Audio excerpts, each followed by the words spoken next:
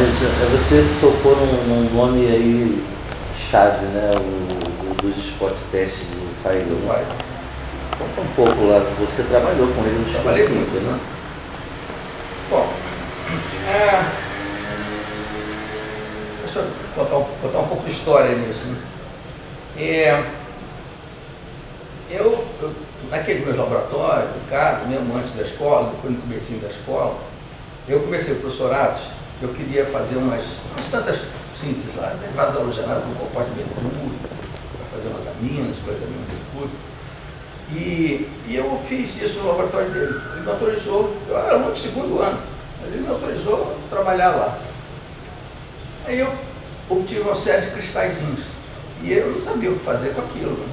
Eu era no segundo ano. Aí eu procurei Alcides Caldas, que era professor da Escola de Química, professor de Química Analítica, uma excelente pessoa. E aí começa a ver, ele disse, vamos lá falar com o Feigl, porque ele era muito ligado ao Feigl. E o Feigl, o laboratório do Feigl era uma produção mineral que era separado da Escola de Química por um muro só. Você tinha a Escola de Química, um muro, distância mínima, você tinha um laboratório de produção mineral do Feigl. Aí nós fomos lá. Aí eu comecei a contar a história para o Feigl. O Feigl absolutamente desconheceu o que eu estava perguntando. E você quer trabalhar aqui? Claro. Mas ele não se preocupou com o meu problema, né? E aí eu comecei. Aí fiquei lá, isso eu era aluno do segundo ano. E trabalhei o tempo todo com ele lá, depois me formei, fui para fora, voltei. Tive um relacionamento. O Feigl era alemão de nascimento? Austríaco. Austríaco. Ele vem para cá por causa de problemas judeu, da época de Segunda Guerra. A Ida Espíndola, não sei se vocês conhecem a Ida Espíndola, ela acaba de publicar um livro sobre Feigl. O livro chama-se Fritz Feigl.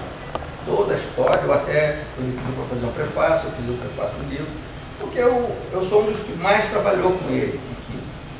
E talvez um dos que mais tenha dado sequência ao trabalho dele, porque o livro de análise orgânica, não sei se você viu o livro de análise orgânica, são 2 volumes, o livro a parte toda de análise funcional, elementar, etc., é toda em cima do spot test. Tanto que eu até sugiro no livro que, em vez de se chamar spot test, se passe a chamar ensaio de Feigl, porque foi ele que desenvolveu tudo. Né? E esse livro da Ida Espíndola tem uma revisão muito boa da biografia, dos trabalhos dele. Esse livro ainda não saiu, quer dizer, eu na verdade já recebi um exemplar, mas deve estar vendo a publicação. A publicação não, o livro está pronto, é só a divulgação do livro, o lançamento do livro. Mas eu acho que é interessante você até tomar conhecimento, porque você está vendo essa parte da história da química no Rio, e o Feigl é um nome muito importante da história da química no Rio, não da escola de química, porque ele nunca foi. Como estou dizendo a você, o laboratório dele era do lado, mas ele nunca foi atraído como professor da escola. Ele tinha uma certa dificuldade no português, ele tinha uma dificuldade, falava um português, junto com aquele alemão dele, mas não era muito fácil para ele. Mas ele falava, fazia palestras, já fez muitas palestras. Talvez ele tenha te influenciado nesse viés analítico. Né? Certamente. Não, ele é meu pai científico. Foi com ele que eu fiz todo esse trabalho de análise orgânica, depois eu assumi no instituto, na escola, não fui na escola de química, eu peguei análise orgânica. E eu trouxe todos os spot testes para a análise orgânica da escola.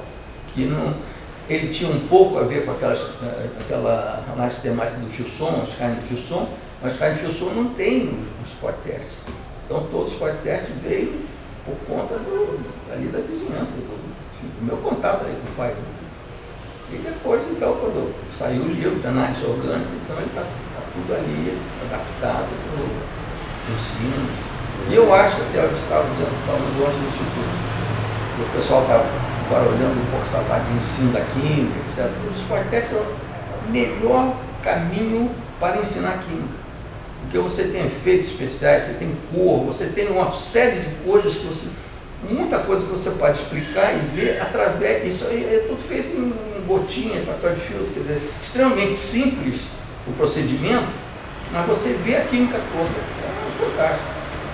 Eu foi muito bom que eu tivesse tido esse... Você sabe que atualmente, a gente pode fazer uns offzinhos assim, então deixa ligado, né? Atualmente o cara quebrou a ressonância e se desespera. Outro dia eu perguntei meu aluno assim, poxa, viu ultravioleta? Porque isso promove a diferença daquele, parecia que estava falando. Não. Eles viciaram nessas máquinas grandes. Não, e o pior não é isso. É o vício na máquina como um todo, das quais eu gosto muito. Como só você, ela tinha o melhor laboratório instrumental da América Latina, talvez.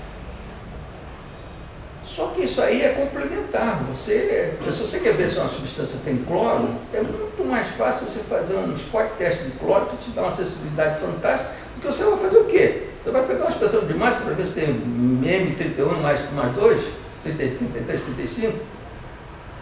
Um custa $200 mil, o outro custa fração de dólar. Então, quer dizer, o conhecimento da química é muito... Isso está escrito no livro da análise orgânica. Eu fiz questão de botar um bom parágrafo mostrando a importância de você manter aquilo que as gerações atuais estão simplesmente cobrindo. Do jeito que é só a máquina. A máquina tem resultado, nem opera a máquina, nem conhece a máquina, e opera só o resultado. Eu acho que é um caminho, mas é um caminho, não é um caminho do químico.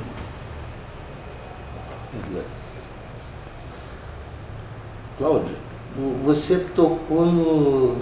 Eu podia desenvolver um pouquinho da xistoquímica, né? Eu pensei que você falar um pouco da xistoquímica depois do umbral, que foram projetos que estão totalmente relacionados ao teu nome, né? O xisto também foi mais ou menos, quer dizer, o projeto Xistoquímica com o BNDES foi assinado no dia 8 de dezembro de 1967.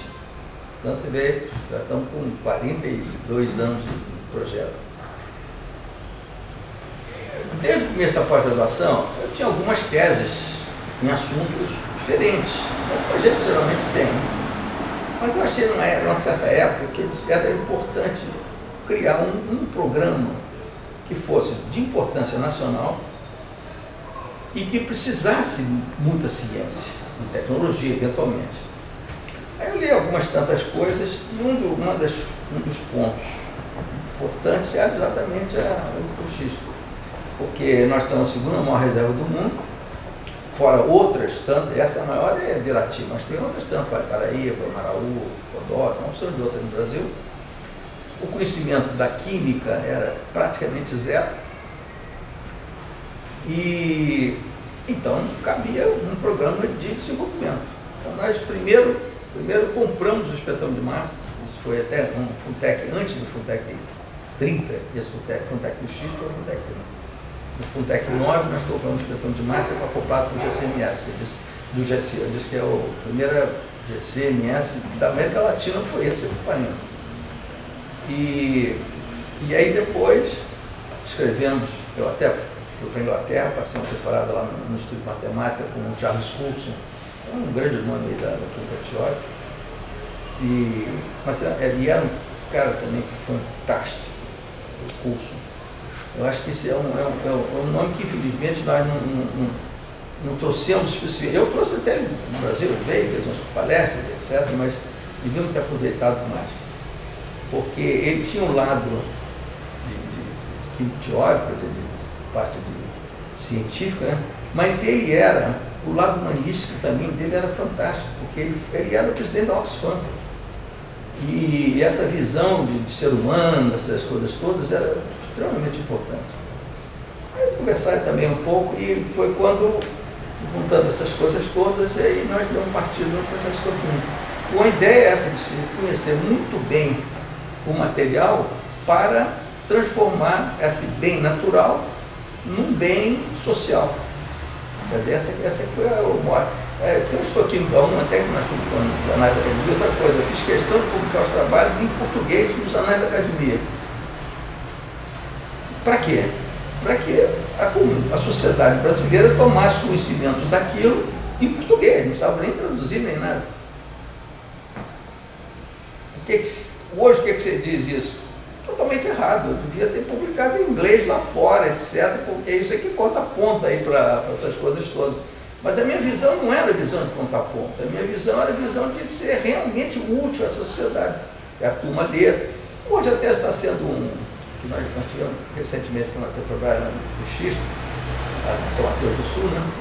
E ele dizendo que pegaram a literatura do xisto brasileiro e tem lá o nosso monte de trabalho em cima disso, né?